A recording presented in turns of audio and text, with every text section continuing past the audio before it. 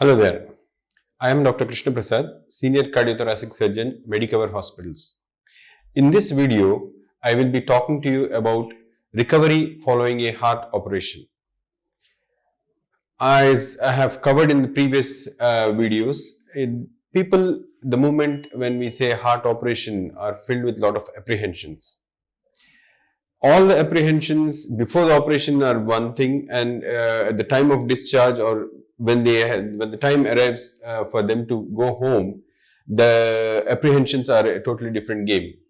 Because till that time, you have been in the comfort of the hospital, there are nurses to look after for small problems, big problems, small issues, big issues. And once you are going home, you are filled with a lot of questions. What would happen if this happens? What would happen if that happens? And whom to contact when we have a problem. So for all these things, you need to get your answers before you go home, and that's the idea of this video. And if you've already been discharged, then it's good to keep an eye on what's happening and what to do and when to actually call for help. Before I proceed any further, your discharge summary has most instructions as to whom to call, what number to contact in an emergency, what is the medication, what times you should be taking, if there are any gross or easy instructions that you need to follow, they will be mentioned in your discharge summary. So please go through your discharge summary carefully. Most important thing people are worried about is when they go home, how are they going to conduct themselves, whether they should be active, whether they should be taking complete bed rest. Here I would like to clarify that cardiac surgery is a surgery after which we don't recommend for you to be completely taking bed rest for all the duration. The more active you are, the better.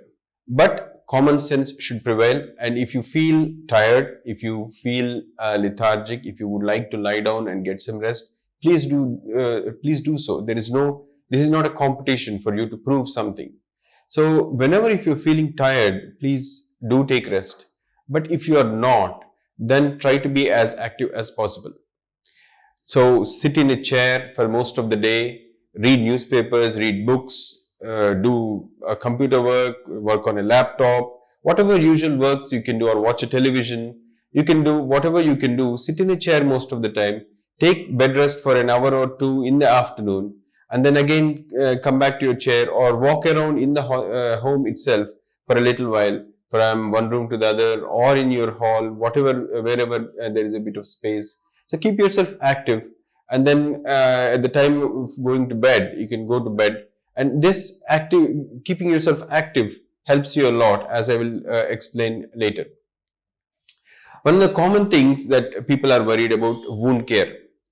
At the time of discharge from the hospital, usually it would have been 5th to 7th day after your operation. And when you go home, you would be pretty much be able to do most of the things like walking, going up and down the stairs, going to the toilet and coming back, and having a bath, and all these things you can do on your own, unless you had you're too weak, or if the patient is an aged patient who requires a little bit of help. Even that is fine. Whatever little bit of help you need, please do feel free to ask for it. But most of the times, you will be able to do things for yourself. Coming to the wound care, as soon as you go home, the following day, you can take away the dressings that have been applied to the wound. Most wounds heal better if they are left open to the air, unless there is a discharge coming or some fluid is coming out of the wound, and for which you need to do the dressings. But most parts, 95 to 98% of the times, that would not be the case, and the wound would have already started healing by the time you are going home. So when you reach home, take the dressing away, both on the chest and on the leg if you have a cut on the leg, and in the morning have a bath. Immediately dry the wound with a clean dry cloth and apply a betadine solution. Now surgeons differ. Some people recommend powder, some people recommend ointment. The reason why I say solution is because once you apply the solution, after leaving it for 30 seconds, the solution forms a thin film on the wound. So that itself will act like a dressing, and you need not apply any other dressing. And that solution, once it dries, it doesn't stick to your dress, so your dress doesn't get spoiled. So for the chest wound, just apply the betadine and leave it open. Whereas for the leg wound, you need to apply the betadine, no dressings, but a pink dressing or the pink bandage would have been given to you at the time of discharge, or if it has not been given, you please purchase one, a 6-inch bandage that is used for fractures and things like that, and that should be applied from the feet upwards. So starting just below the toes, you apply it tightly and then go up to the knee or thigh till whatever point there is you have the cut. By doing so, what you would do is you would be preventing swelling of your legs. Now, why should your feet swell? During the operation, when we take a vein from the leg, it is like a spare part, as I mentioned in the previous video. But even then, that spare part also was doing a job of taking blood and fluid towards the heart. Suddenly, when we have taken it away, there will be fluid accumulation, and that will cause swelling of the feet. Also, for other reasons, if your heart pumping is weak, or sometimes just due to the operation and the saline that has been given to you at the time of surgery, there is more fluid in your body, and because of all these things, there is a tendency for the feet to swell. To prevent that from happening, we recommend that you apply the 6-inch bandage to your feet, legs, and up to the knee or wherever the cut is from feet above. If you do it the other way around, from above downwards, that will increase the swelling. You want the swelling to decrease. So you apply this swelling, this bandage, and what we recommend is to keep this applied during the daytime when you are sitting like this or watching television or walking around. Your feet are down, so they need some kind of support so that this feet don't swell. Whereas in the night when you are going to bed, you can take off the bandage, keep your feet on top of a pillow when you are lying down, and that way the fluid gets drained towards the heart and the feet don't swell up. This you need to do at least for a month after surgery. Usually you will be seen by your doctor and you can ask him when you can stop doing the bandage to your legs. But usually they recommend at least 1 month after your discharge from the hospital. Beyond 1 month, some people might still have the swelling in the feet, but that can be managed without the bandage and just by keeping the feet elevated on top of a stool when you are sitting or on top of pillows when you are lying down in the bed, which has to be followed immediately after the operation as well. So whenever you are sitting in the sofa during the daytime, just keep your feet elevated on a small stool so that the feet don't swell up. When the feet swell, what would happen is the fluid that is there under the skin will start oozing out of the skin cut that you have, and that can lead to infections and problems of having to do the dressing and so on. So if we can prevent the swelling of feet, that would be a great help in the healing of the wound, and so no problems would happen further. You can certainly have a bath, full bath, a shower if you would like to. Have a quick shower with warm water. You can add antiseptic solutions like Dettol or betadine into that if that makes you feel better, because that has got nothing to do with the wound healing, but it can prevent any other sweat-related bacteria that are there on the body that can be taken care of. So you can certainly do those things to prevent any wound infections. But if you by any chance have some discharge coming from the wound, continue to do the dressings, get in touch with your doctor, and you may require some antibiotics or some kind of preventive measures so that the problem does not progress further. Now, apart from this, because the bone has been cut here, there are certain do's and don'ts. Things that you can do are, as I said, you can read a paper, you can write, you can do desk work, you can do anything light that does not put pressure on this. So 15-20 days down the lane, the ladies, they can do small cooking things like making tea or making coffee for themselves.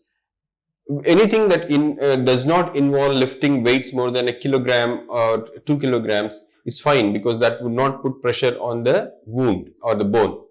Anything more than that is not recommended for at least 2 months for the bone to heal.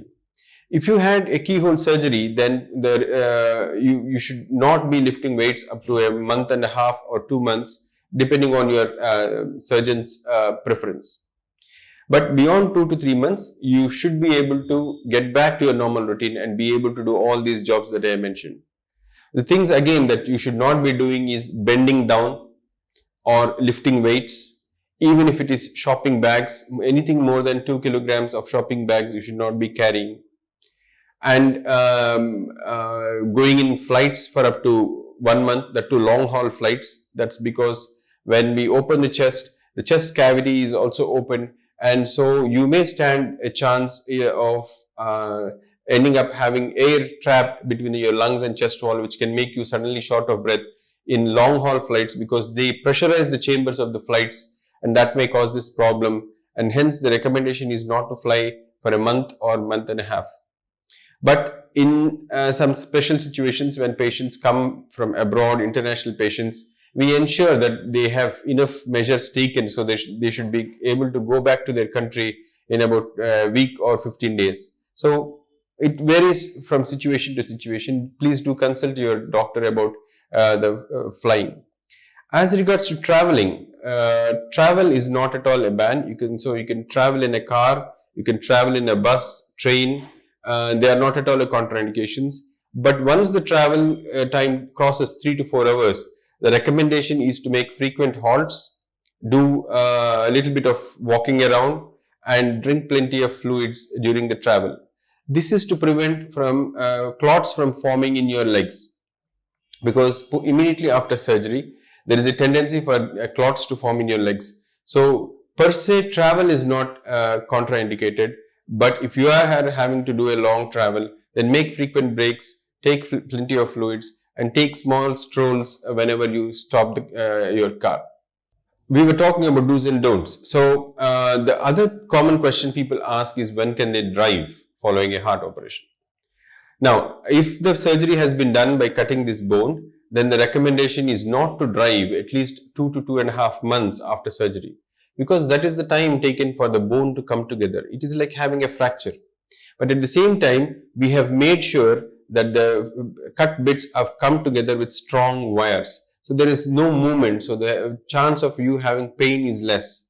In fact, most patients, about 95% of them, go home on simply paracetamol tablet for their pain control.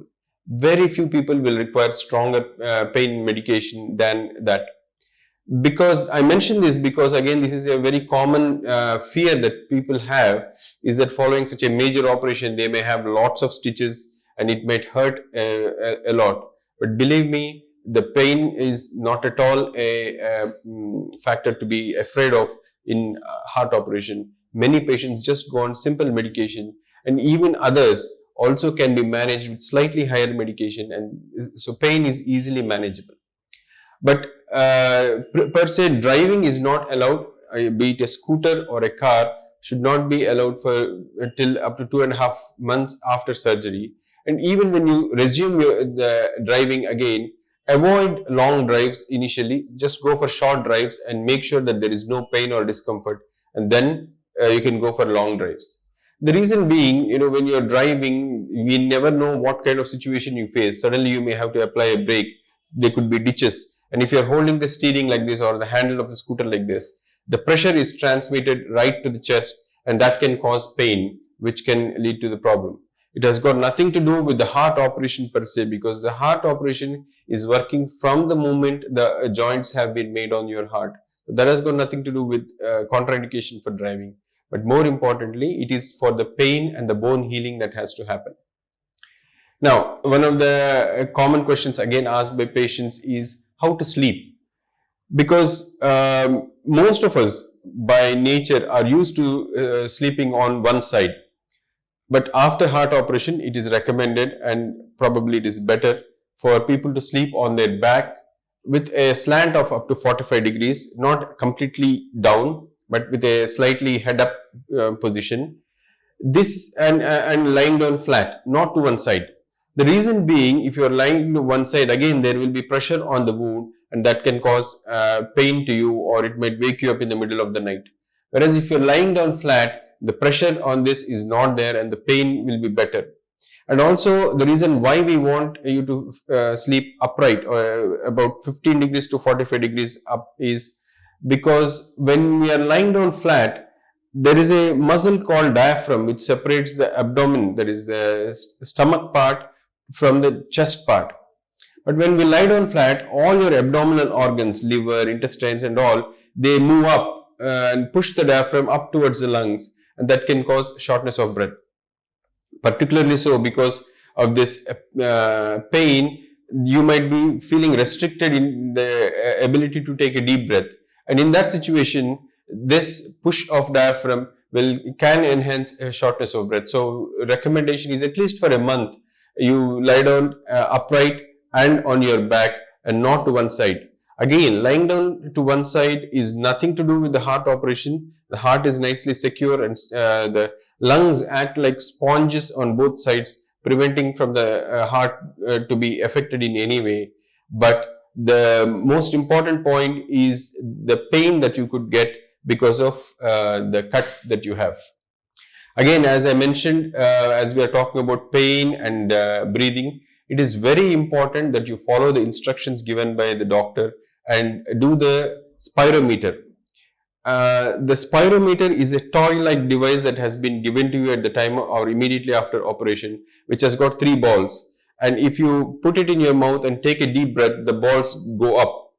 Try to take as much deep breath so that all 3 balls raise, but at the same time keep an eye on the wound here and the pain here. Don't let this pain restrict you from taking a deep breath, but at the same time don't put too much of strain on the bones as well. So do your best, try to raise as many balls as possible, and not only raising them, it is better to raise and hold it. So if you're taking a deep breath, it is not like that is not the way to do, but to actually take a deep breath and hold it like that's the right way to do it. But at the same time, because if pain is limiting it, please do take care not to overdo things.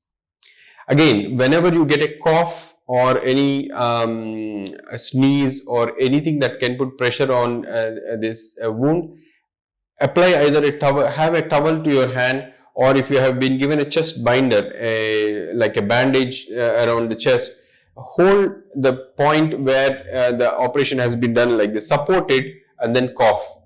That way pain will be less, cough will be very effective, and take out the sputum that has come, so that again cough will not come.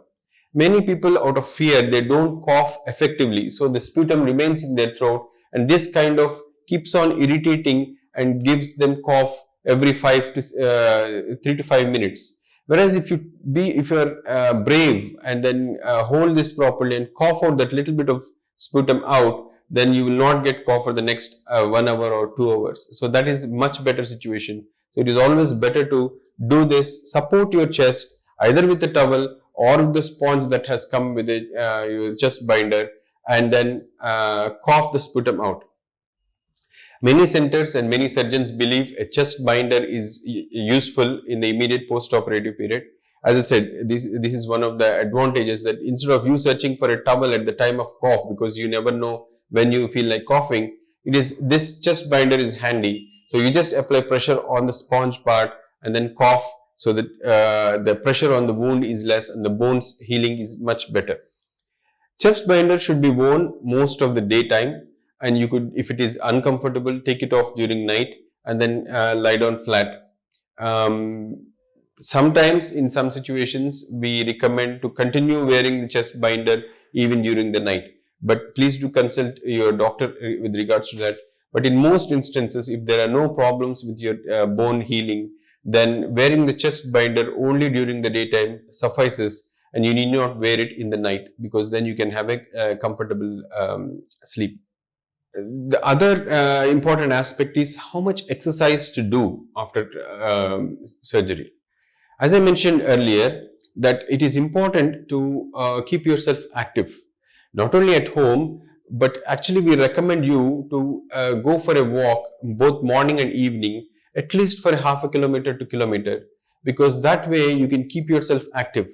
There are multiple advantages of doing this. One, you'll keep yourself active. Second, it helps in your circulation and in your improving your heart condition. Third, it helps in the control of diabetes. Fourth, it improves appetite, and because it tires you out, it makes you sleep better in the night. So for all these reasons, it is better to do walking both morning and evening. You select the area. If you have a park-like area, or if you have nice lakeside area where you can go for a walk, please do prefer that. But again, common sense prevails, and don't overdo things. Don't push yourself to do more. There is no need to do it faster or slower. Just at the pace that you're comfortable at. Just walk for half a kilometer to kilometer. Slowly you will find that you will be able to do better, and then you can get back to your normal routine. So if you are a jogger or if you are a runner in the past, don't start doing it at once. Slowly build it up by walking every day, and after a month or so, once your wounds have healed and you're feeling much better, slowly start building the pace and at which you run, and so on. So don't start doing it immediately, but you can slowly build it up over a period of time. Equally, as I said, if people were having knee problems and for some reason they are unable to walk, or if many people find themselves on the first floor or second floor of the house without any lift, so they are apprehensive whether they can go up and down the stairs. Of course they can go up and down the stairs, but again at their own pace. There is no need to rush and go up the stairs very fast. Just do it slowly at your time. If you want to stop after 3 to 4 steps, do stop. And then once you are down, do your regular walk, and then again at the end of the walk you can get some good rest, and then you can go up the stairs. So let stairs or lack of lift not make you do this exercise, but by exercise, this is what I mean is walking. And if you can walk a brisk walk, that is good. For some reason, if people are unable to walk because of knee problems or any leg problems or weakness, then the other best thing they can do is do a static cycle. At home, if they have a cycle like a pedaling device or a cycle, they can do that. So that again keeps a circulation of the legs well, and also it gives some kind of an exercise where you are burning calories, and it helps with your diabetes control and also with your heart condition. So try to keep yourself active, and that is very important. So, and increase the distance that you want to walk each day, and do it in increments as long as you're comfortable with it. Don't overdo things. Exercise again is important for multiple reasons, as I had mentioned earlier. Now I will cover the most frequent complaints that people have following a heart operation. One of the common things people complain is that they have fever. Now, it is common that following a major heart operation, people might have some mild fever. But as long as it is like a fever-like sensation, and if you don't have a temperature, and your temperature when you measure it is normal, there is nothing to worry. This is your body's reaction to what has happened to it. But if you are having a fever, then there is a possibility that you could be harboring an infection, either in your lungs or in your urinary tract or at the wound site where the cut has been made. So if you have fever plus cough, then more likely that the infection is in the chest. If you have fever and pain while passing urine, then it could be a urinary tract infection. If you have fever and some discharge or some pus coming out of, it need not be a pus, it could be some old blood or watery fluid coming from either the chest cut or the leg cut, then there is a possibility of wound infection. As long as the fever is up to less than 100 degrees Fahrenheit, then you need not worry about it immediately. It is not an emergency, but do contact your doctor immediately. Most instances, when you are being discharged, you will be given antibiotics for the first 5 to 7 days. So, and fevers are also common usually during this time. And if it is beyond 10 to 15 days, then it is very unlikely that people will develop fever because of the surgery, unless it's a wound infection which is coming presented late than usual. Either way, if you have fever which is more than 100 degrees Fahrenheit, then do consult your doctor. It is not an emergency, but you can certainly call the doctor and then take an appointment and see him at the earliest possible time. But as far as the fever is concerned, when you have fever, you can take Dolo 650 milligrams, that is paracetamol 650 milligrams tablet up to 3 times a day, which is anyway prescribed for you for pain relief. But along with pain relief, it also controls the temperature, so your symptoms will be better. So for fever, my recommendation is, if it is more than 100, do talk to your doctor, do get in touch with your hospital, and then go and see your doctor at the earliest so that you can get the right antibiotics. Then the next common thing is pain. Now, pain can be at different sites. Pain at the operation site is common, and as I mentioned earlier, Dolo 650 milligrams usually helps. But sometimes patients also get pain on both sides of the chest, in the shoulders, shoulder blades, back, and lower back as well. Now, as far as the pain of the upper body is concerned, it is all related to the operation, and it's at the same time not related to the heart. Because at the time of operation, what we do is we cut the bone, spread it out so that we have access to the heart. When we spread, the pressure is put on the ribs, the collarbones, the shoulder bones, and the back. So that's the reason why many people may experience this pain in the immediate post-operative period, up to 15 days or sometimes even up to 1 month. But for that, again, nothing special needs to be done. Only continue taking your pain tablets, and they should help. If those are not helping, then you need to ask your doctor for stronger pain medication, which usually will take care of this pain. Sometimes after 4 to 6 weeks after the operation, patients also develop shoulder pain and inability to raise their shoulder up. This is called as a frozen shoulder. And again, nothing to panic. This is a fairly common complication or side effect, particularly in diabetic patients. And this, all it needs is physiotherapy. So if you see your nearest physiotherapist, they will suggest to you some shoulder exercises, which you need to do for 4 to 6 weeks for the shoulder to loosen up and then the pain to go. And until that time, you can continue taking the pain tablets.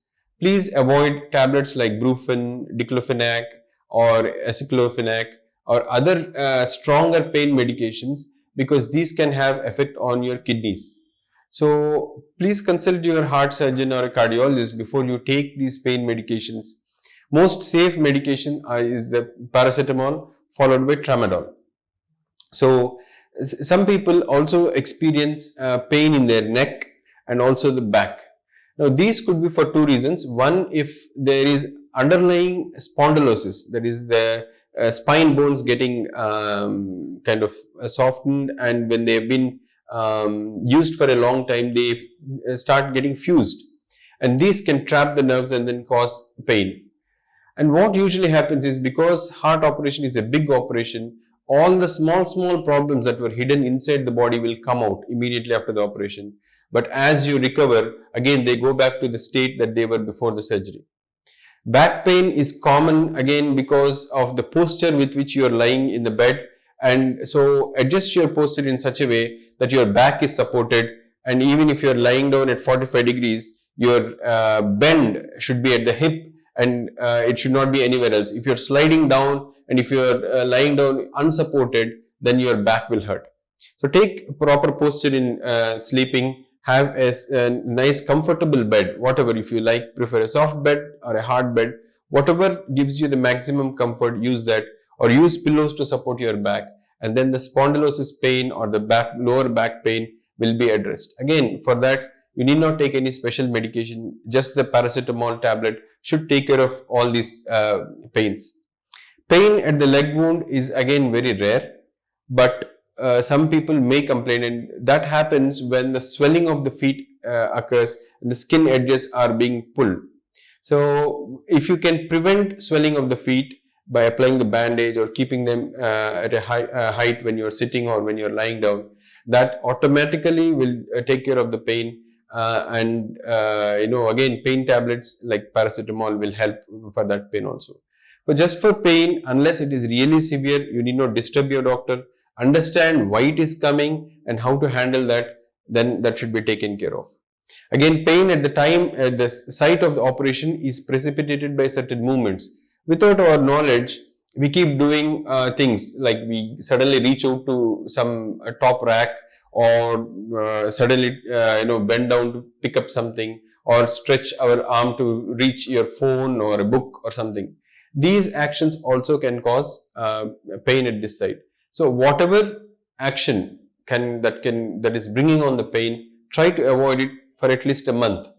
Beyond a month, 60 to 70% of the bone is healed, and that's why the incidence of pain comes down. And beyond 2 months, 85 to 90% of the bone is healed. So again, the incidence of pain will be less. So till that time, you avoid putting any kind of strain on the chest bone so that the pain incidence will be less.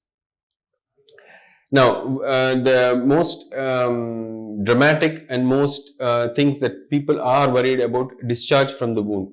When I say discharge, this could be immediately after the operation. It could be like a watery discharge or a blood colored discharge or pus. Pus formation at least takes 7 to 10 days after the operation. Usually it doesn't come on the 3rd or 4th day. Earlier than that, it will be old blood stained discharge. Now, many people panic when they see this blood red colored discharge coming from the chest wound. They think something is bleeding inside. That is not the case.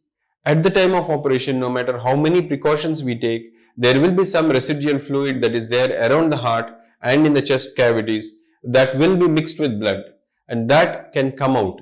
Believe me, it is better out than inside, because the moment it comes out, the chances of it getting infected will become less. But whenever such a thing happens, if it is a small dot or small amounts, there is nothing to panic. But if there's a lots of fluid that is coming, which again is a possibility, again there is nothing to panic about it, but immediately contact your hospital and doctor, and maybe you may have to go to the hospital to get the dressing done and make sure that the bone is fine and nothing else needs to be done. Because one of the possibilities in those situations is that the bone pieces may not have come together properly, and they could be moving, which could precipitate this kind of discharge. So if you are experiencing any clicking of the bone pieces or some movement of the bone pieces around that time associated with discharge, please do contact your doctor immediately and try to go visit the hospital so that they can either admit you or give you the necessary advice what needs to be done in such a situation. When you see pus that is a yellow color discharged or a greenish yellow color discharge or reddish brown color discharge, then that is something to worry, and that would mean that there is an infection in the wound. Most occasions, the infection is only skin deep. It doesn't even go to the bone, so it can be treated with antibiotics, a course of antibiotics, which needs to be given for 7 to 10 days. And the way we decide on the antibiotics is, initially you will be started on a broad spectrum antibiotic, a guessed antibiotic, and then we send the pus for test. When the test results come, which usually take 48 to 72 hours, then we will know the exact antibiotic that can be given to take care of this pus so that the infection can be treated as soon as possible.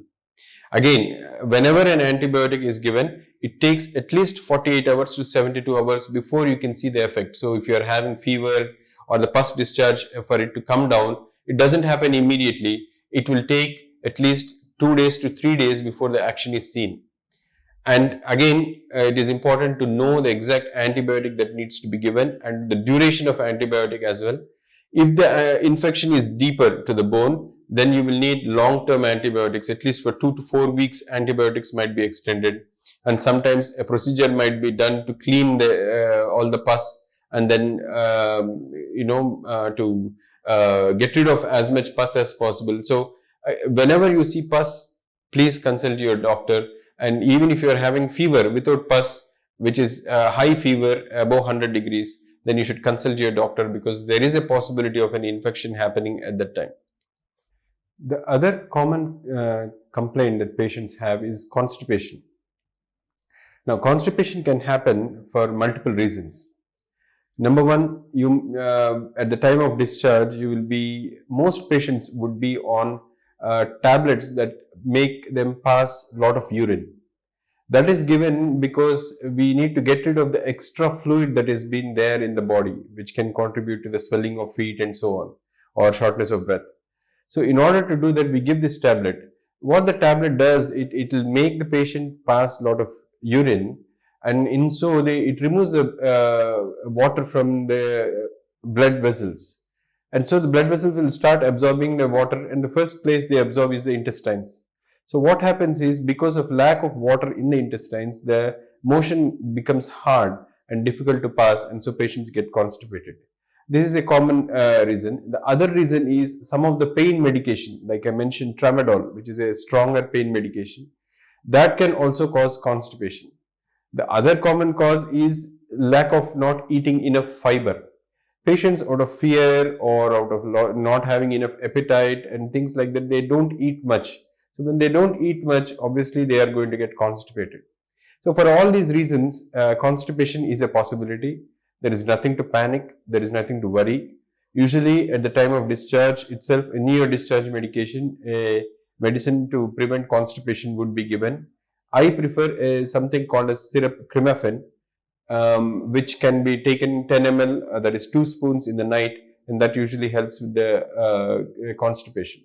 The other thing is, if there is no contraindication, to take plenty of fluids, either like water, fruit juices, soups, whatever form, milk, tea. So any form, more fluids will help prevent constipation. So it is not a major problem, but it can be nuisance.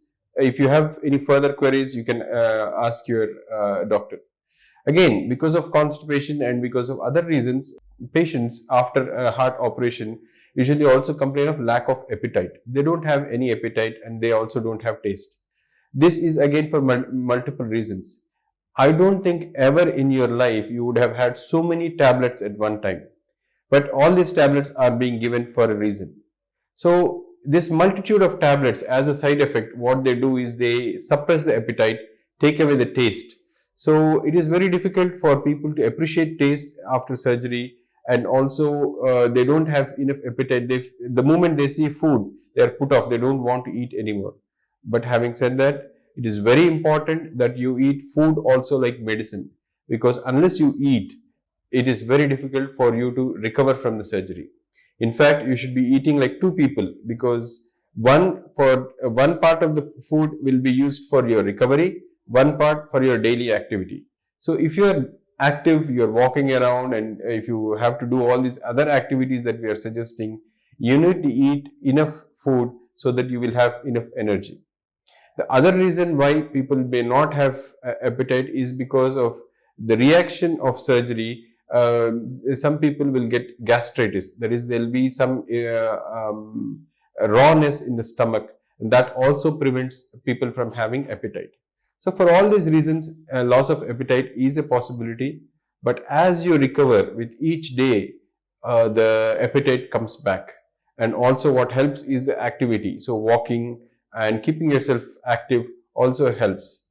And here I would like to say, you can in fact take whatever foods you like, but at the same time avoiding too much of spices, too much of chili, masalas and oily foods. If you can avoid those, but take the kind of foods that you like.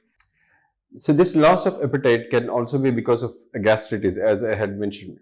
Gastritis can happen because of, as a reaction of surgery, there will be some rawness in the stomach. And also one of the commonly given medicines called aspirin can cause this kind of gastritis in the stomach.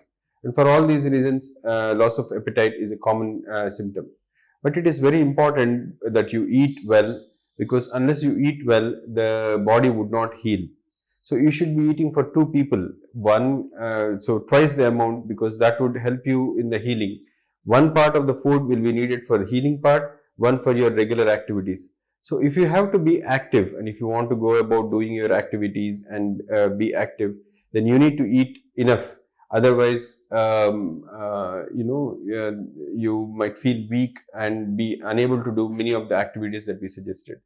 So what I suggest is that you take your food of choice, at the same time avoiding too much of chili, masala, oily foods and fried foods, but at the same time having more tangy foods like soups, tomato soups, or whatever that, or dal and things like that. And these will help build your appetite and then also help you take more food. If you are a diabetic, try to take more of curries or more of dal and more of green salads. That would not add calories. It will be easy for your diabetes management, but at the same time it will add variety to your food. All in all, it is very important to eat food also like medicine, but otherwise if you don't do that, then you will not get enough nutrients for healing. And again, fresh fruits and vegetables are most important because they are a rich source of vitamins and proteins and things like that, which help in the healing process. A common misconception among Indians is that when we eat dal, that might contribute to pus development in the wounds. It is absolutely baseless. Dals are a very rich source of protein, and protein is very much needed for wound healing. So do not refrain from eating dal. Please eat as much dals as you can. Wound infection has got nothing to do with the diet you take, whereas the diet you take is very much important for wound healing. So it works well if you eat well. Now, many patients also complain of lack of sleep. Lack of sleep, according to me, happens for two reasons. One is if you're not tired enough. Second is if you're thinking too much. Again, both are very common following surgery, because if you are lying down in the bed all day, then you would sleep for 5 minutes, 10 minutes, again you wake up, and so you will have a disturbed sleep pattern during the day, and that would ensure that you will not have any sleep in the night. So it's very important to keep yourself awake and only take rest when it is absolutely needed. Do as much exercise as possible, and that would make you feel tired and it will allow you to sleep. Natural sleep is always the best sleep. Taking sleeping tablets, of course, if you have been using them for a long time, maybe you will need them, or in the short term, sometimes the doctors prescribe sleeping tablets. But it is better to avoid these sleeping tablets in the long term, because the sleep induced by sleeping tablets makes you more irritable during the daytime. It is not a natural sleep. So try to keep yourself engaged in all kinds of work so that you feel tired and then go to bed. If you think about it, you never needed tablets all your life to sleep. You have been sleeping well. So why should you suddenly need tablets? And the reason why you did not need tablets all your life was because you were working and you were getting tired, and that's the best way to get sleep, natural sleep. Now, the other common reason that happens is a lot of thinking. Bypass operation for you might have been done in an emergency, in an urgent situation, or the doctors would have insisted that it should be done fast. So a lot of things would have happened quite rapidly before you have planned or thought about it. For that reason, many questions keep coming, because as long as you're going through that emergency, you would have not had enough time to think about it. But once you come back to the comfort of your home, when you're lying down in the bed in the night, all these thoughts come back. Why has this happened to me? What did I do wrong? I have been living a good life. What would be happening to my children? What would happen to my wife, or husband? And what would happen to my family? What would happen to me? Will this come back to me? Do I have to undergo this thing? Future procedures, whether any complications might come back. All these thoughts will storm you when you're alone in the night, and that prevents you from sleeping. But let me assure you, if you have come this far, that means you are lying comfortably in the bed of your home, means the worst part is already over. The risky part of the surgery, where the risk of life and everything is over. What remains is to look forward to, and to see how well you can conduct yourself, how well you can look after yourself, so that the operation will work for you in the long term and makes you better.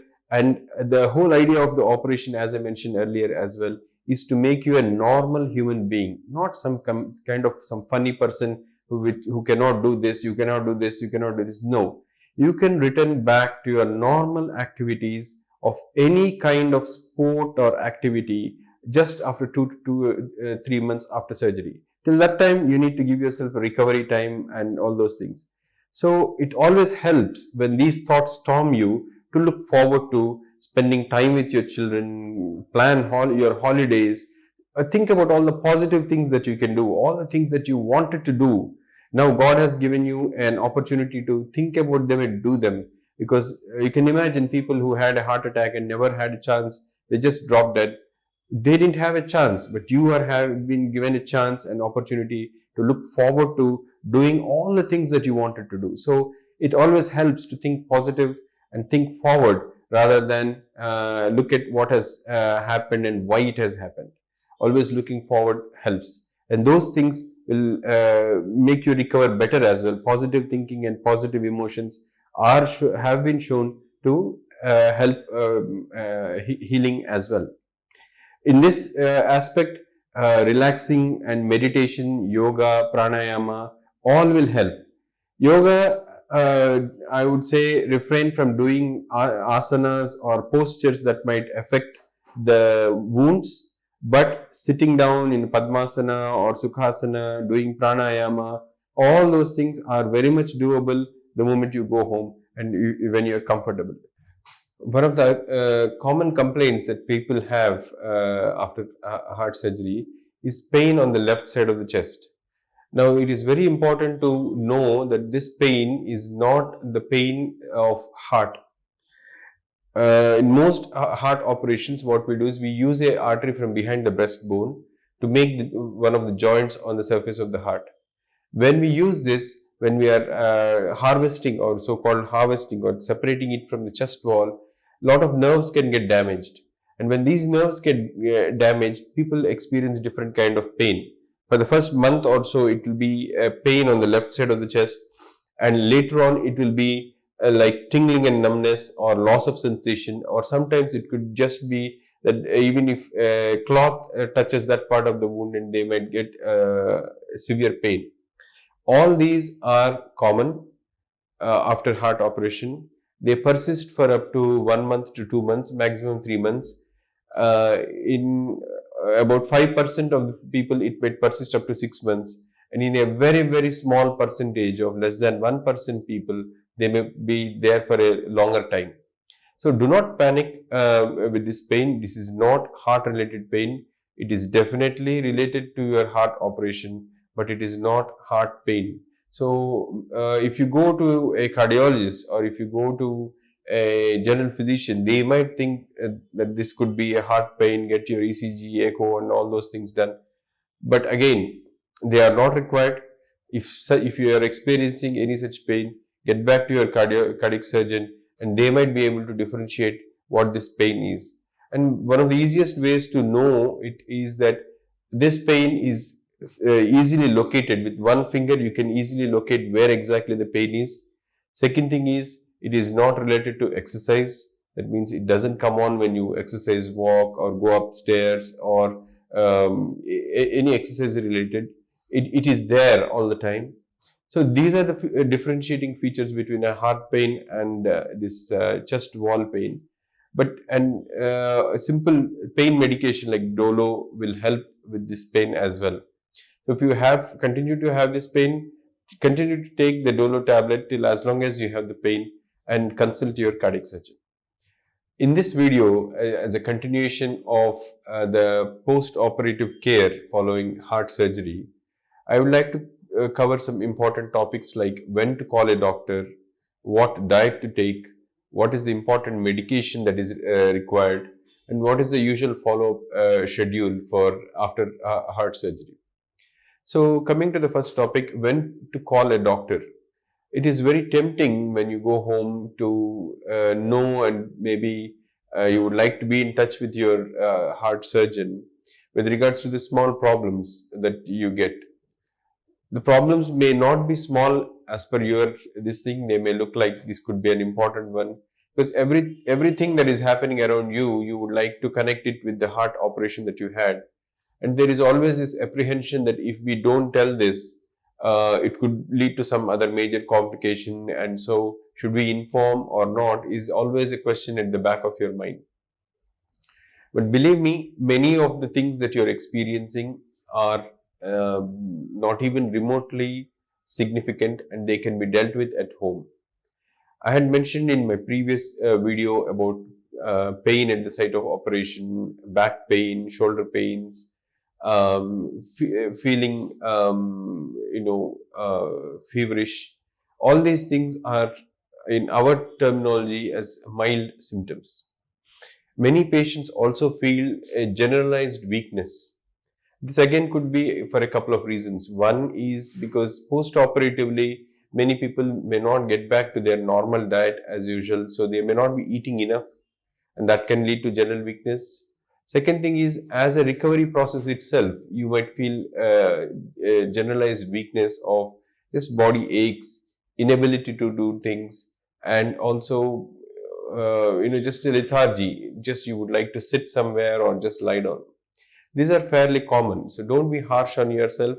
If you feel such way, just get plenty of rest. Know that nothing is lost. But when you are active, be active. Equally, when many of the medication, like the medication that is being given for passing excess urine, can also make you feel weak. So these are mild symptoms. Now, when should you actually contact a doctor? When you have fever, following which was not there before, and this is a new onset fever, and if it is more than 100 degrees Fahrenheit, it is an important symptom. So do not neglect it. It is not an emergency, but it definitely needs to be brought up with your doctor. So usually at the time of discharge, you would have been given a contact number, which you can call and inform them that you are running a temperature, and they could give some advice on phone, or they might ask you to come back to the hospital for a quick checkup. Now, there are certain symptoms that are most important and they should not be neglected. These are feeling lightheaded, or if you're feeling palpitations, like your heart is going too fast, or if you're feeling your heart is going too slow. If you feel lightheaded, just even while you're sitting and without any exertion. If you are getting shortness of breath on mild exertion, so walking from here to the bathroom door, or from the bed to the bathroom, or even with few yards, if you are getting shortness of breath, these are very important symptoms. You need to get in touch with your doctor, particularly if the symptoms are coming in the night or if they are at odd hours. Then do not hesitate to contact the emergency contact number that has been given and call them immediately. Besides this, there could be other symptoms like pus or discharge coming from the wound, and swelling of the feet, or just generalized swelling of the body. These are again mild symptoms, but they need not be reported as an emergency, but certainly they should be brought to the notice of the treating doctor, so that they will call you once again and check it out as to why this is happening. Many times at the time of discharge, your hemoglobin levels would be just acceptable. So for a post-operative situation, in those situations, you might feel shortness of breath when you walk. For instance, if you walk a flight of stairs, that is 10 to 12 stairs, if you walk, if you are getting shortness of breath, that is fairly common. And equally, if you are going for about a quarter kilometer or a half kilometer and then you are getting shortness of breath, that is again fairly common. And you need not press the panic button and call the doctor immediately. This would improve over a period of time. So, fever, lots of discharge, lot of old blood or pus coming from the wound, feeling lightheaded or extreme pain and palpitations, heart going fast. These are the symptoms that you should call in an emergency and go to a doctor as soon as possible. Also, if you have a blood pressure machine at home and you are measuring the blood pressure of the patient, then if the blood pressure is less than 100, again, that is an important thing. And if you can report that to your doctor, or maybe reach out as soon as possible to the hospital. Many a times it may not be possible to speak to your doctor personally, but again, don't panic. Each hospital has a backup. Any cardiac center that is doing a heart surgery will have a backup. So 24 hours in any time, you can go to their emergency department and they will get in touch with your doctor, and they will in fact do the basic assessment and see if anything is needed on an emergency basis, or it can wait, and then they will get in touch with your doctor. So that is a better way of doing things. And of course, most important thing is you read about your operation, know about your operation, and know what are the possible things that can happen following a surgery. Then it helps, and many a times you can avoid unnecessary call, unnecessary anxiety following surgery. So now coming to diet. Very important question, and many people are not sure as to what kind of diet they need to take after surgery, because heart operation is a major event, and it is a more than a gentle reminder that something is going wrong with your body and you have to take action. And as you go immediately after surgery to your home, these things are playing on your mind that you should be eating carefully, you should take care of yourself, and all those things. So people tend to go on the extreme side of eating really bland food, non-oily food, without salt, and only cooked vegetables and things like that. You need not go to that extreme. What is needed is the perfect golden medium balance. The other extreme is eating oily foods laden with masalas and chilies, pickled, pickles, long-term salted pickles. All these things are the other extreme. So we don't need both of them. What you could do is find the happy medium. Go back to your normal diet that you were taking before surgery, but have more fresh vegetables, fresh leafy vegetables, fresh vegetables, salads, sprouts, and things like that, which are more healthy, do not contribute in terms of calories, and they are going to help you with a lot of vitamins and minerals which are essential for wound healing as well, and also fresh fruits. Now here, if you are a diabetic, I would recommend to view the video that I am going to do on diabetic diet and how to manage diabetes, because for diabetics, whatever is their diet for diabetes will work good for even heart. So there is nothing special. Whereas if you are not a diabetic and if you had a heart operation, then it is very important to understand what kind of diet you need to take. So again, people ask me, almost the entire list of a grocery shop, whether we can eat groundnuts, whether we can eat pulses, whether we can eat, fruits, whether we can eat a papaya, whether we can eat mango. So lot of questions, everything brings an element of doubt.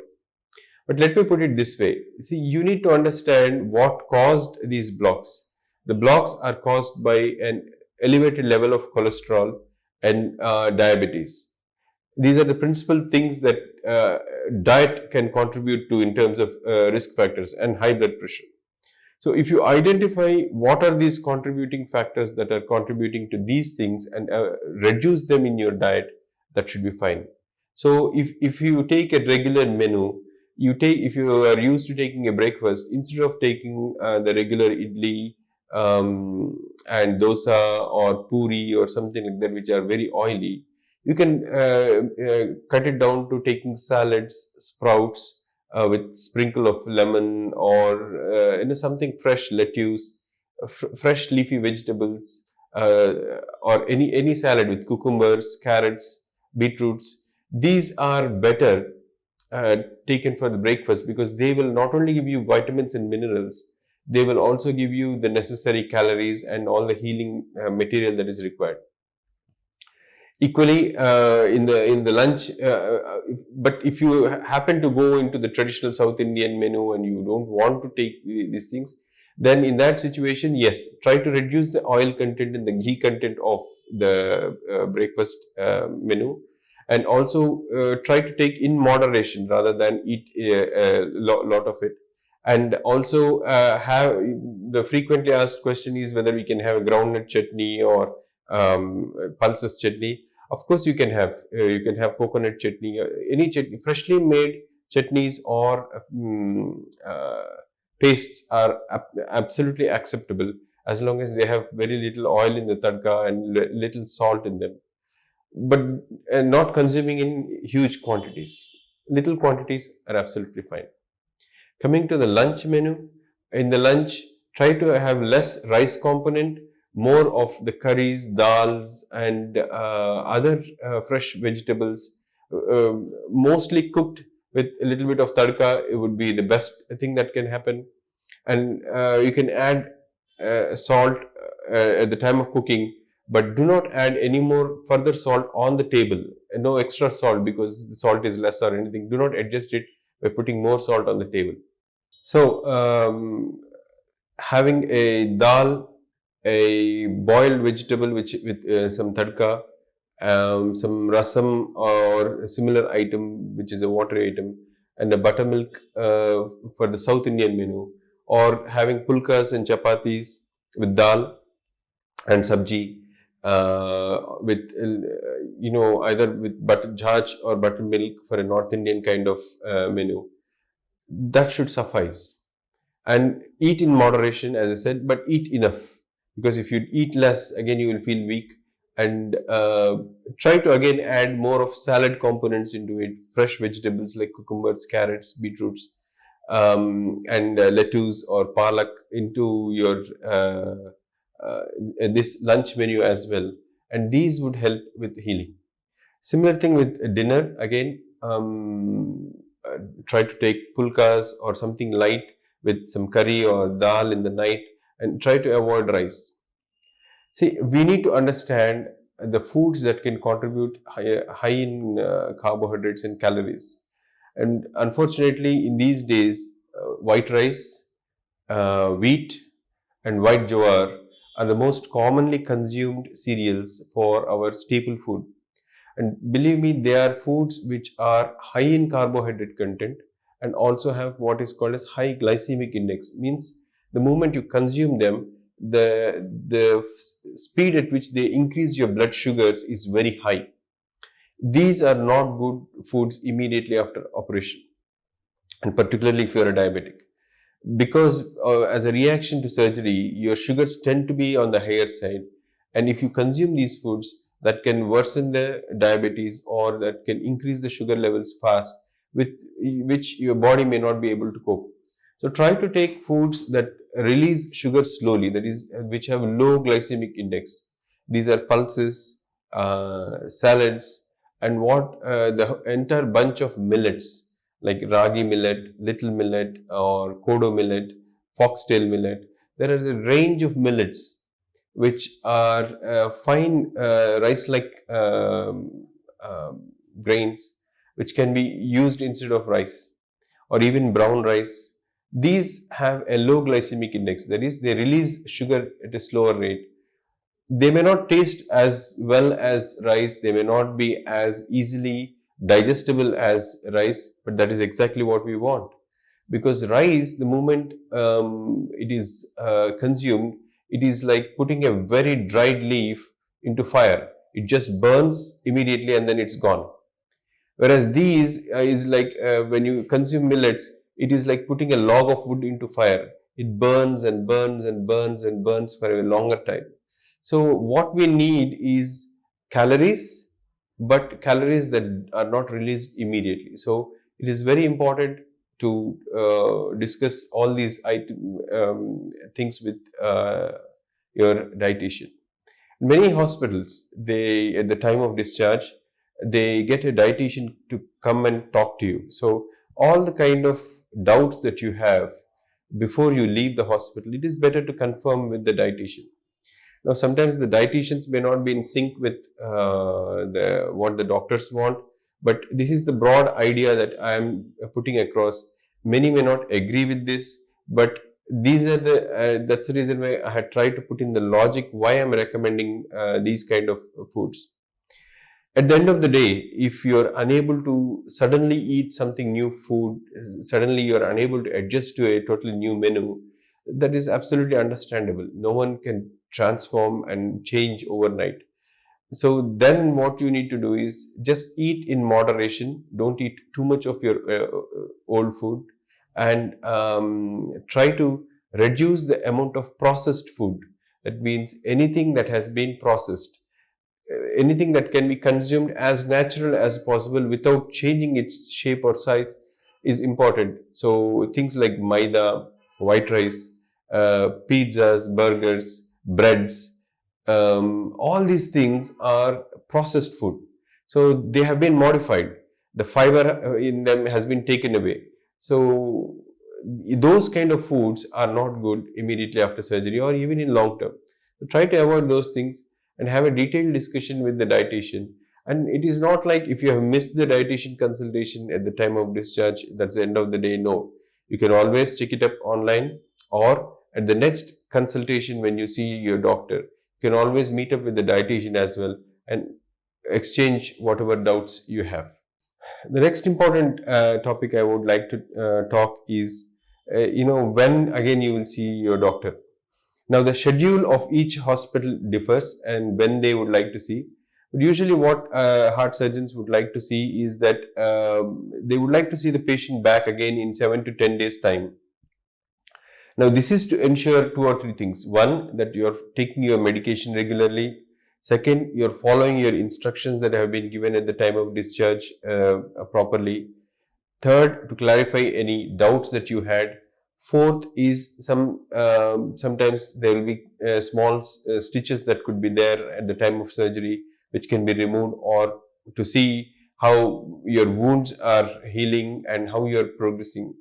And more importantly, to do some minimal investigations like do an ECG, chest X-ray if need be, to make sure that there are no complications of surgery that are still carrying on or that have occurred since you have gone home. This visit is important both from the patient's point of view and the doctor's point of view, because this shows the doctor as to how well the patient is progressing and how much of instructions that were given are being followed and how well the communication has gone through. So it gives a second opportunity for both patient and doctor to communicate and discuss any doubts in the treatment or follow-up or diet and whatever related issues. So it's an important consultation that you should keep up with. Now, it is again a policy of the hospital whether they would like to do a regular chest X-ray and ECG at this visit, but it is up to the consultant to decide whether these are required or not. But more importantly, just a general physical check of all the wounds and at least a clinical examination of the patient is better at this visit. Then once this visit is done, then usually in our hospital we see the patient after a month, and following these 2 visits every 3 months for the first year, and following that every 6 months for the rest of their life. The purpose of first 3 months, 3 monthly visits in the first 1 year is again to make sure that the instructions are being followed very well, and at various stages of their recovery, whether they are doing their enough exercise, following the dietary advice, whether any medication needs to be changed, because over a period of time, doctors tend to introduce secondary preventary medication, that is medicines that will help prevent a similar problem from coming in future. And sometimes medication to help from the existing condition, if the heart pumping is weak, to use medication to improve the heart pumping, or in some way reduce the side effects of reduced or weak heart pumping and things like that. So these visits are important. And one of the frequent questions asked by patients who have come from out of station or from faraway places is, when can they travel back to their native place if the visits are so busy?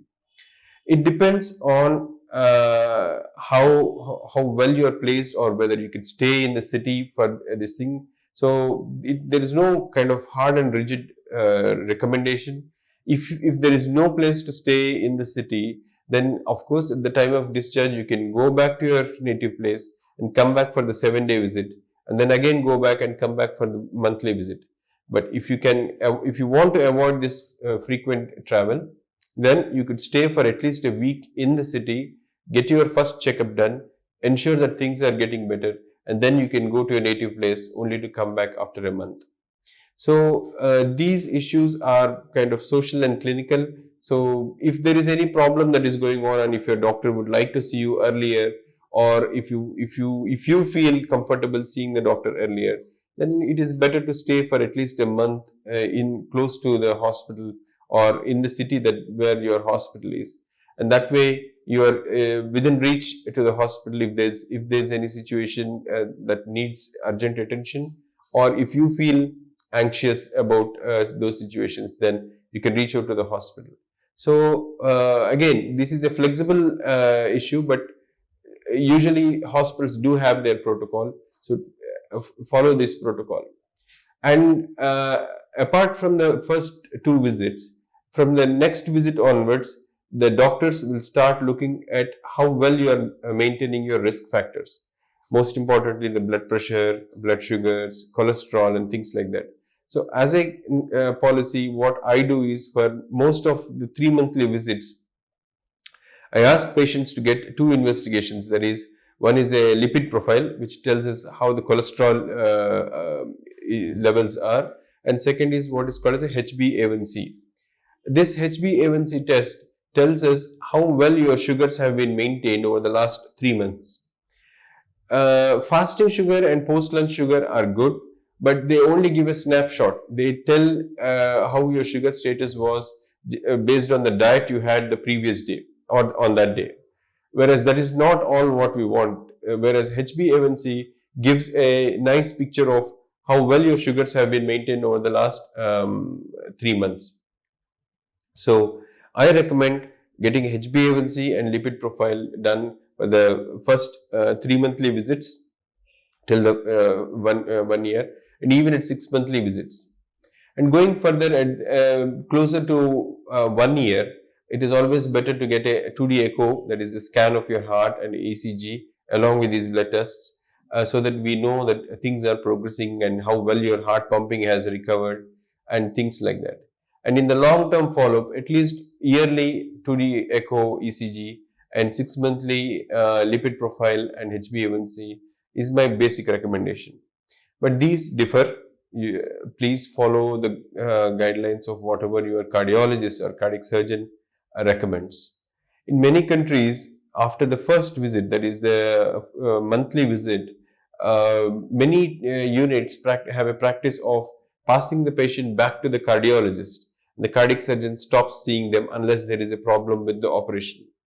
This is mainly done because the most important thing is once the patient has recovered from their heart operation, they go back to the cardiologist for secondary prevention and preventive medication, which will take care of their long-term benefits, because that is the area where cardiologists are good.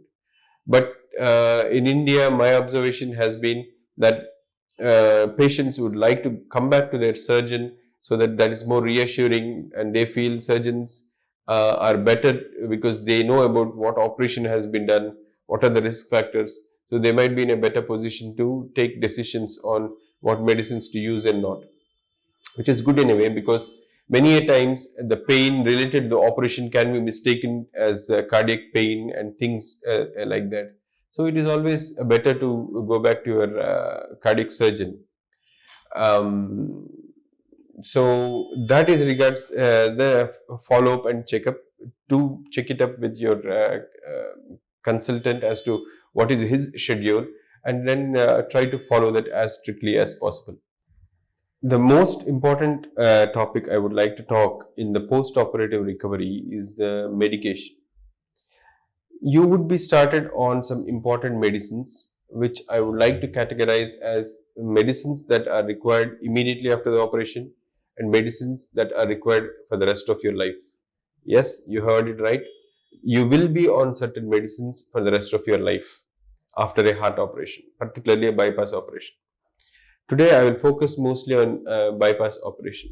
So, immediately after the operation, when you're going home, you will be on some pain medicines, some medicines to make you pass more urine, some medicines to reduce your acidity in the stomach. These are all being given to make sure that your recovery process is better. So, many a times vitamin syrups or vitamin tablets, syrups to improve your appetite, also syrups or medicines to make you pass motion, so to prevent constipation. So you will be on a lot of medicines when you go home, but it is very important to differentiate what are the medicines that are actually meant for the heart and what are the medicines that are for this general recovery process. The medicines that are meant for your heart are fourfold. One is called aspirin, or it is usually given as ecosprin, and it is combined with another tablet called clopidogrel. So these two medicines are given as blood thinners. The reason why these are called blood thinners is they don't make your blood really thin and make you bleed, but what they do is their action is on a particular component in the blood called platelets. Platelets are the first things that come whenever a clot has to form, blood clot has to form. As soon as a skin cut appears, or when you graze your skin, or anywhere there is a raw area, one of the first things that come and start forming the clot are these platelets. So aspirin and clopidogrel prevent these platelets from getting activated and coming and forming a clot. So yes, if you have a cut, it might not form a clot as soon as possible, but it doesn't bleed forever. So there is nothing to panic like that. But at the same time, these two tablets have been shown over the past decades that they are one of the best medicines that can be used to prevent heart attacks and clots from forming in the blood vessels, which is the most important thing.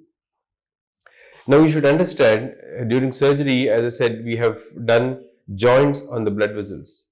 When we do the joints on the blood vessels, there will be some raw areas wherever we are taking a stitch, although it may not be visible to our naked eye, but inside the blood vessel there will be raw area, and there is always a risk of clot formation at that time. And that's the reason why we tend to give these aspirin and clopidogrel as soon as surgery is done, and during the hospital stay as well, and continue with them in the long term. Aspirin by itself has been shown to prolong life, prevent heart attacks, and be one of the best medication to be given for any person with a coronary artery disease. That means blocks in their blood vessels supplying the heart. So never ever stop taking aspirin or clopidogrel without informing your doctor. If you have a problem with bleeding, or if you have a problem with any other issues, consult your doctor and ask for an alternative, but do not stop it on your own. Unfortunately, aspirin has a tendency to cause gastritis. It can make your stomach raw, and in very rare instances, it can cause minor bleeding into the stomach, which can lead to low hemoglobin in the long term. If such a thing is happening, it will be picked up by your doctor during your regular visits in the follow-up. And in those instances, either you will be given a extra medicine to prevent the acidity to happen, or a gastritis to happen. And or in extreme situations where despite all measures, if the gastritis is not getting better, then aspirin is taken away and only clopidogrel is continued. But either way, you need to be on at least one blood thinning medication after bypass operation, and this is for rest of your life. The second most important medication that you will be on is what is called as a statin. These statins are medicines which reduce the cholesterol levels.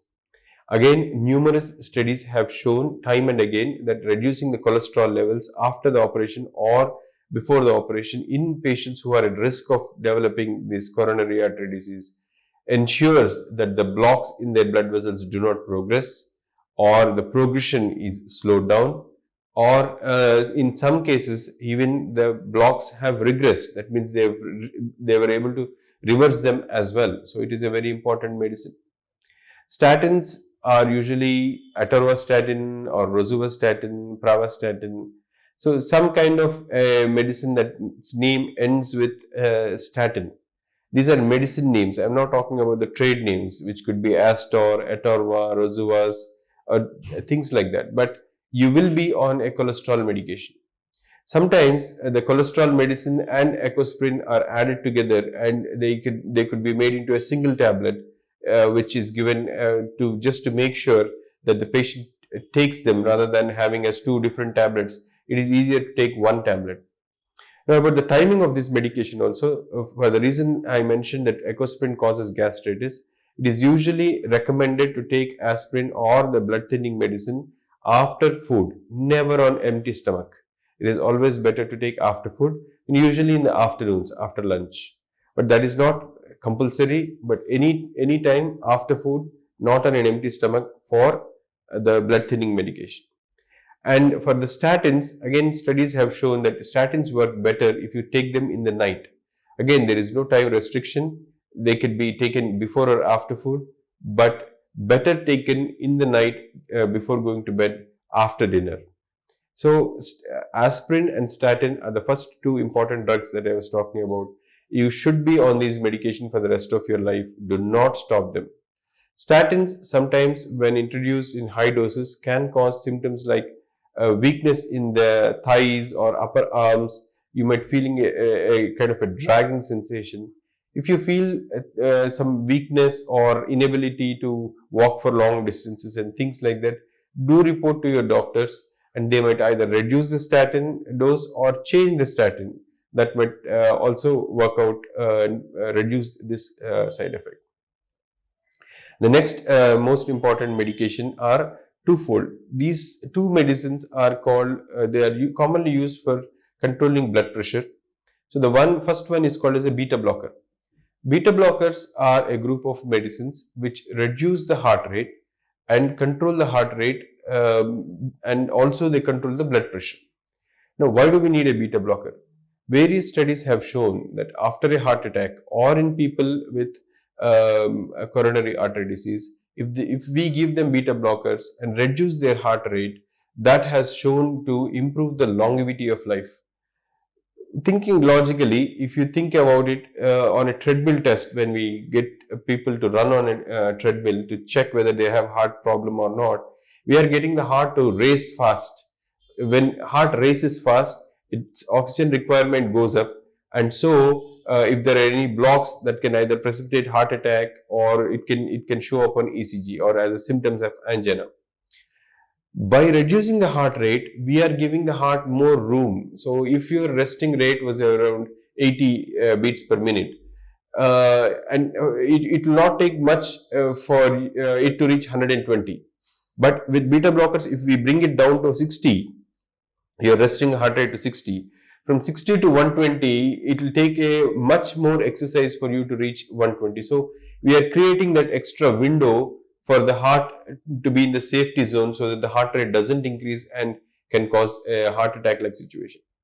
Other way of thinking about is when someone is on a beta blocker, whenever their ability to get angry and all those things are also controlled to a certain extent, because when we get angry, our heart rate increases. But if your heart rate doesn't increase, then the chances of you continuing to be angry will be less. So these have kind of these good side effects that can be of use. But overall, many studies have proven that beta blockers help in people who already had heart operation. And so these beta blockers, if tolerated, should be given for a long time. Most of these beta blockers names ends with a lol. So either they can be atenolol, metoprolol, sotalol, cardiolol. So most of their names end with a lol. But the trade names might be different. So doesn't matter, but it is helpful to you to be on a beta blocker. Last but not the least is what is called as a group of medications called ACE inhibitors. ACE is an enzyme, or it is one of the chemicals in the body that creates a molecule that can increase the blood pressure. And that molecule is there in our kidneys and in our lungs, and it works in a different way in both these situations.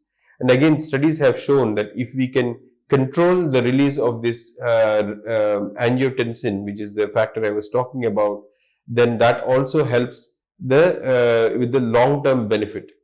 ACE inhibitors have also been shown to improve the blood pumping. Now, how do they do it? Suppose, let me put it this way, if the heart is having to pump blood into a tube. If I squeeze the tube, the size of the tube becomes small and the resistance increases. So the heart is having to pump against a lot of resistance. But if I make the tube bigger, then the resistance is taken away and the heart pumping becomes much more easier. So that is what the ACE inhibitors are doing. They are increasing the size of these blood vessels, so that the blood pressure is brought down, and the pressure against which the heart has to work is brought down, and so the heart pumping improves, and this way we can also improve longevity. ACE inhibitors are two types, one whose names ends with pril, or so they could be ramipril, enalapril, perindopril, things like that. And the other one are called receptor blockers, which are like their names end with sartan.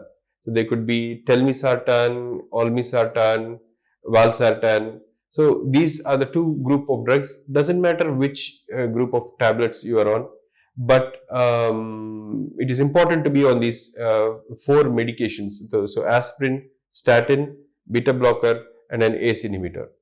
So these are the 4 medications that are used for secondary prevention. That means making sure that the blocks do not come back to the heart. And also these medications have been shown to prolong life after heart surgery, after heart attack, and after stenting. So these medications are common for both. As I've been mentioning in most part of my videos, the major risk factor in many instances is diabetes. So apart from these 4 medicines, you need to take diabetic medication and control your diabetes, and that also is applicable for life. So apart from these 4 medicines, you should also be on diabetic medication, control your medication diabetes with appropriate medicines, whatever it may take, insulin or tablets, doesn't matter. What matters is control of your blood sugars.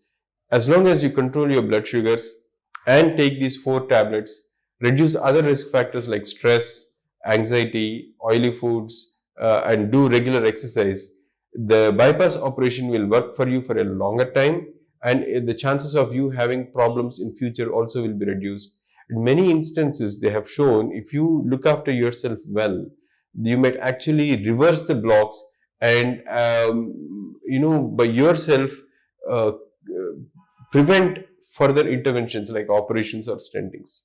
So again, I would say these videos are not comprehensive. I have tried to make them as elaborate as possible, covering as much of the topics as possible. But again, if you have any doubts, do consult your consultant with regards to those particular doubts. Nowadays, we are living in internet times, so anything can be searched on Google and other search medias. So have a knowledge of your problem. Know what is your problem. Know how it can be prevented. Know what steps you need to take to make sure that you remain healthy in future. Thank you.